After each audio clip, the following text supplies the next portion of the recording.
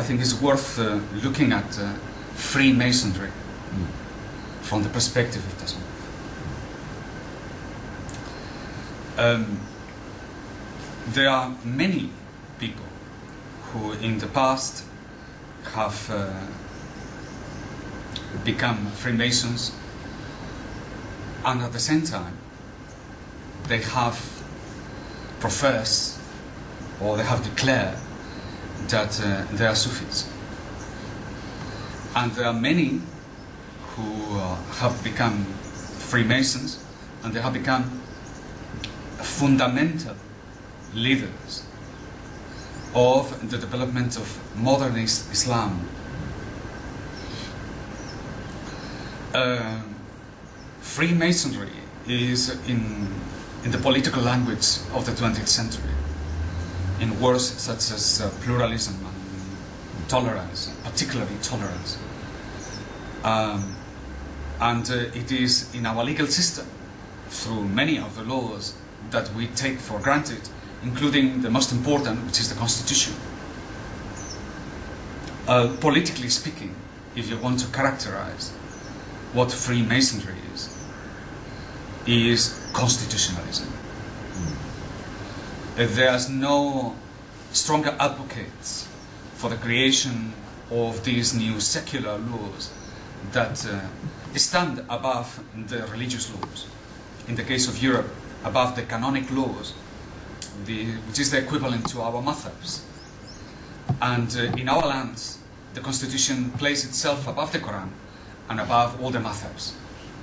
This unusual way of looking at man-written law, the idea that this Constitution places itself with a value above the religious law, is unprecedented in human history and is completely unthinkable in Islamic law. So this political idea of the Constitution and constitutionalism as in the movement that promotes the creation of constitutions, this is completely unproven, entangled, and originated with the secret societies that we know as Freemasons. Just out of that, we can therefore conclude that we all live in free Masonic societies, since there is no country in the world that doesn't have a constitution. So when you look at Freemasonry, you don't have to go very far. You have it already in your own society. It's not something distant to us, it's something very close to us. And yet, it remains in history. The idea that the constitutions have been created by Freemasons is a proven fact. And as I said earlier, all the countries in the world have a constitution except one. And that one country is Israel. Israel is the only country that they say, well, we don't need this nonsense. But for the rest of the world, the constitutions is applicable. And you can say that the creation of the New World Order and the creation of constitutions is very much the same. And in the creation of this new Novus Ordo Secularum and the United States, there is a very clear implication that the first constitution of the United States was clearly established by a majority of Freemasons is an established fact. That the first president of the United States was a Freemason is an established fact. That most of the prime ministers of Malaysia have been Freemasons is an unknown fact, but most certainly the first and the second. And many of the Muslim leaders in the past have become Freemasons. All the presidents of the United States after Truman have become Freemasons. And the list goes on. I don't want to enter into this thing because it sounds like conspiracy theories. And the listing is so offensive that one has to take the escape route of this is conspiracy. But it's not conspiracy, it's actually history. The idea of a universal tradition and the idea of the tradition, accepting the tradition of the Hindus and the tradition of the Christians, and it boils down to one particular element where you have to draw the line. Here, Islam on how do we say Christianity? We say kufr. Okay? Kufr. Christianity is kufr. Judaism is kufr. Now, this is where you draw the line. Where you find people saying, a Christian is not a kafir, and we are the brothers of the Christians, or we are the brothers of the Jews, that is kufr. No doubt about it. Qadi Abu Bakr ibn al-Arabi says, whoever says that the Christians are not kuffar and the Jews are not kuffar, he is himself a kafir. That's very clear, right? So any alliance or any declaration of brotherhood with the kuffar, this is in itself kufr. Therefore, the participation in any free Masonic organization or the participation in any of these para-free Masonic organizations in order to recruit you and participate is already one kufr and the other one leading to kufr. It should be banned, it should be forbidden, it should be taken out of Muslim lands. Freemasonry should be declared kufr in itself, and any attempt of organizing or participating or promoting activities in Muslim land should be taken out. I'm not the first Muslim to say this, but the people who preceded me, I think they're mostly dead. And it was very clear, and the fatwa against Freemasonry has been given before in the past, so I want to make it absolutely clear. Freemasonry is kufr, and whoever becomes a Freemason becomes a kafir, and there is no doubt about it, and it has to be said absolutely clear.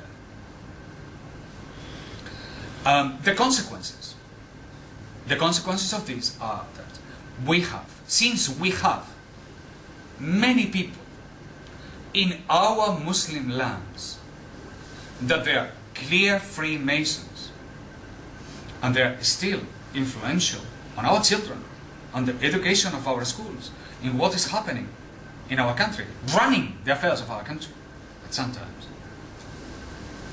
In every position, we have judges and policemen involved in this. It's something that we have to take with a lot of care, but not fear. Not fear, because fear is what maintains them where they are. No fear at all to this kuffar. Fear to Allah, but not to them.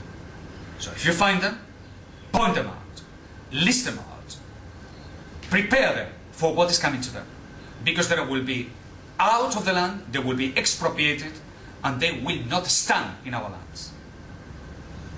And this is true, in particular to Malaysia and particularly to Pakistan. They have been for too many years laughing at all of us, maintaining an inner group of people wealthy beyond the wealthy by the very means of riba and the banks that they own and they control. That is ultimately everything they want, is to keep the world into misery, to deprive Islam of its power, to take the Sharia away from us. And we say to them, we stand for the Sharia. We will fight for the Sharia. We will establish the Sharia. Riba will be forbidden. Your banks will go out. And we will not buy your nonsense of your constitutions that they do not defend other religions. We defend the Christians as dhimmis, but we defend them. And we defend the Jews. We protect them from themselves by the application of the Sharia. But these laws do not defend the Muslims, do not defend the Christians, do not defend the Jews. They only defend their own system. The symbolism is nonsense. It has no spiritual validity. It has no basis on anything at all. It's only just a way of bringing religions down, of creating this doctrine of tolerance that only means it translates into religious indifference. So when you want the symbolism of tolerance, that means indifference. That means religion doesn't matter. And when they say religion doesn't matter, it's because something else matters to them. And what matters to them is no good for us. Find out more into the matter, but not like the conspirators, they're creating, they're all evil and these things. That doesn't matter to us. We want to know who they are, what they are, in which position they are. And we have to get rid of all these constitutions. All the constitutions in the Muslim world have to go, because they're the stamp of kufr, which these Freemasons brought to us. Find out about these constitutional bodies. The first people who wrote the constitutions, like in the United States, you will find that more than half are Freemasons. In every Muslim country. Because this is how they do it. And then they sell it to us. Religious identity was the primal factor of mankind. What identified brotherhood was that we pray together. That they have identity in relation to what is our fundamental belief. That is what creates brotherhood. And this is what is clearly stated in Quran. The idea of nationalism based on ethnical, not even ethnical, on geographical boundaries. Geographical boundaries that they are as absurd as the divisions between the Malay nations, for example, and the border of Thailand, and the case of Singapore, and the case of Mindanao, etc., etc. Well, not to speak about the divisions in the Sahara Desert, where the Muslim nation of the Tuareg, having been massacred by the French on several occasions, and they're about to do it again, as we're speaking, in Mali. They have now they need five passports in order to live in the lands that they have been for centuries, the lands of the Tuareg. This is tolerance. This is the meaning of tolerance.